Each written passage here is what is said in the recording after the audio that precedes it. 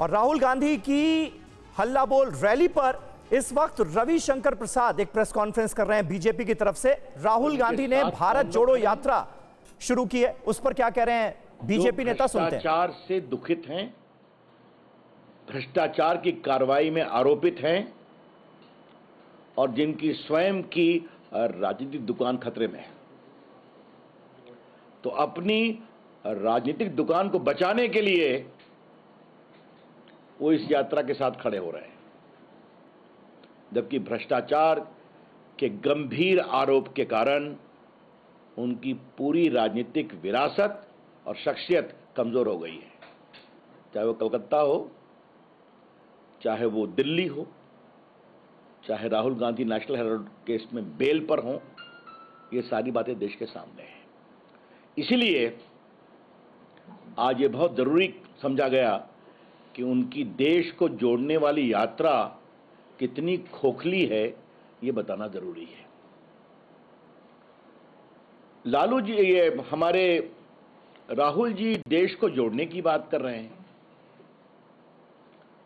तो बिहार के हमारे मुख्यमंत्री नीतीश बाबू दिल्ली में राजनीतिक तीर्थयात्रा पर आए हैं। बिहार में सूखा भी है, नदियां प्रचंड रूप से बाढ़ में भी हैं, हत्याएं रोज हो रही हैं, आज भी हुई दोनों की हत्या पटना के समीप। उत्तर बिहार में पुलिस के ऊपर गोली चलाई गई, तो अपराध कितना बढ़ रहा है ये तो हम देख रहे हैं। और नीतीश बाबू दिल्ली आए हैं राजनीतिक तीर्थाटन में, लोगों से मिल रहे हैं, मिलना तो अधिकार है, लेकिन ये कवायद है क्या? आज देश को यह बताना जरूरी है कि ये देश बहुत आगे निकल गया है। नीतीश जी, आप जब घूम रहे हैं तो आपको बताना जरूरी है कि कांग्रेस ने चंद्रशेखर जी की सरकार को हरियाणा के 2 सिपाहियों के नाम पर गिरा दिया था ना। नीतीश बाबू, आप चूंकि राहुल गांधी से मिले हैं, इसलिए आपको बताना जरूरी है ना कि देवेगौड़ा की सरकार को कांग्रेस पार्टी ने गिरा दिया था 1 साल के अंदर। और नीतीश बाबू, आपको यह भी बताना जरूरी है कि इंदर गुजराल की सरकार को 8-9 महीने में इसलिए गिरा दिया गया कि उनका पब्लिक स्टेटमेंट था कि मुझ पर भ्रष्टाचार से कॉम्प्रोमाइज करने का दबाव बनाया जा रहा है। उसका एक बिहारी एंगल भी था, चारा घोटाले का। तो नीतीश जी, यही ना विरासत है आपकी? अब इसी को लेकर चले आए हैं आप क्या? कहीं शराब पर जबरदस्त घोटाला है, कहीं बंगाल में करोड़ों रुपए मिलते हैं फ्लैट से, बाकी हजारों करोड़ का नेशनल हेराल्ड का घोटाला जनता के सामने है। तो नीतीश जी, आजकल जिसके साथ आप खड़े हैं, उसमें एक तो उनके बड़े नेता को सजा मिल चुकी है 5-5 केस में, आगे कई लोग आरोपित हैं। तो यही कुनबा जोड़ने के लिए आप दिल्ली आए हैं क्या? तो हम नीतीश बाबू को बहुत विनम्रता से बताना चाहेंगे कि ये देश इस प्रयोग से बहुत आगे चला गया है।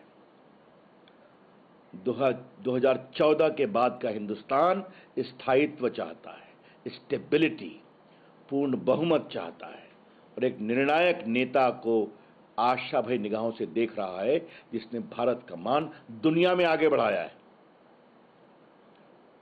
और इस बात से उसका संकेत मिलता है कि 2-3 दिन पहले भारत की इकोनॉमी दुनिया की 5वीं सबसे बड़ी इकोनॉमी बन गई, इंग्लैंड को पीछे छोड़कर।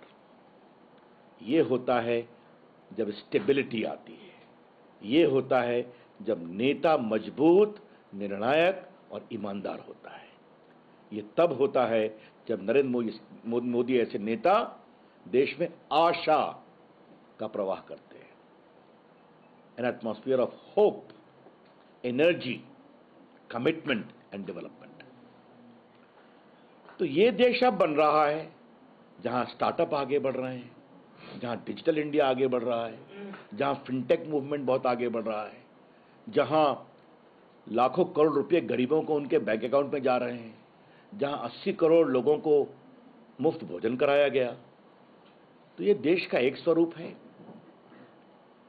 भारत की साख दुनिया में है।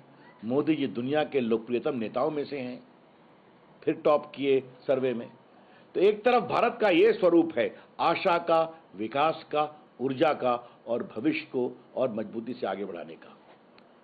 और नीतीश बाबू आप दिल्ली आ गए हैं, तो कृपया करके आप घूमिए, लेकिन जो एकता का आप स्वांग रच रहे हैं ये बंद कर दीजिए। देश न सुनने वाला है, न देश उस पर कोई विश्वास करने वाला है।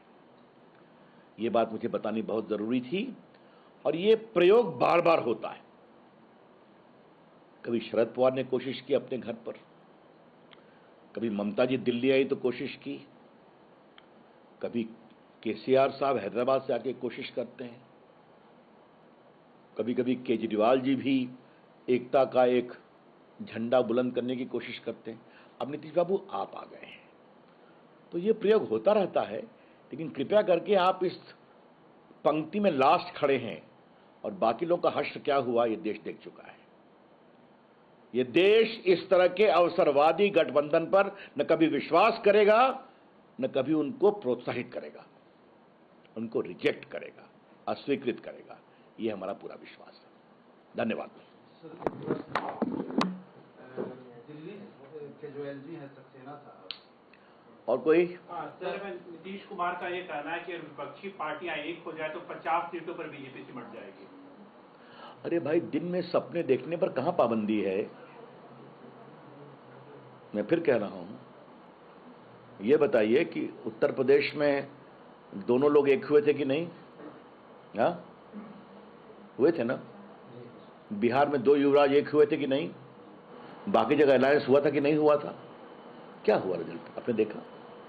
तो जब देश आशा और विकास से आगे बढ़ता है तो देश का मानस दूसरा होता है, और वो देश आज आदरणीय नरेंद्र मोदी जी की अगुवाई में आगे बढ़ा है और बढ़ रहा है। कांग्रेस यात्रा की आपने बात की, रॉबर्ट वाड्रा ने भी ट्वीट की है उसी यात्रा में पहुंचकर। आप मानते कि अब रॉबर्ट वाड्रा की ऑफिशियल एंट्री अब कांग्रेस पार्टी करना? अब ये तो आप कांग्रेस के नेताओं से पूछिए, लेकिन रॉबर्ट वाड्रा देश की एकता को जोड़ने के लिए निकले हैं, ये सवाल ही अपने आप में बड़ा रोचक है। हाँ, क्योंकि जब रॉबर्ट वाड्रा की बात निकलेगी तो बहुत दूर तक जाएगी, और देश को एक करने में उनकी क्या भूमिका होगी, भ्रष्टाचार के अतीत को लेकर बहुत बातें उठेंगी। अच्छा है ये सब लोग साथ चलें। उस यात्रा में तो कुछ होने वाला नहीं है, मैं बता चुका हूं, लेकिन जैसे जैसे लोग उस यात्रा में जुड़ने की बात कर रहे हैं, वही इस यात्रा को एक माखौल बनाएगी। राहुल गांधी की भारत जोड़ो यात्रा और नीतीश कुमार के मिशन 2024 पर बोलते हुए बीजेपी प्रवक्ता रविशंकर प्रसाद को आप सुन रहे थे।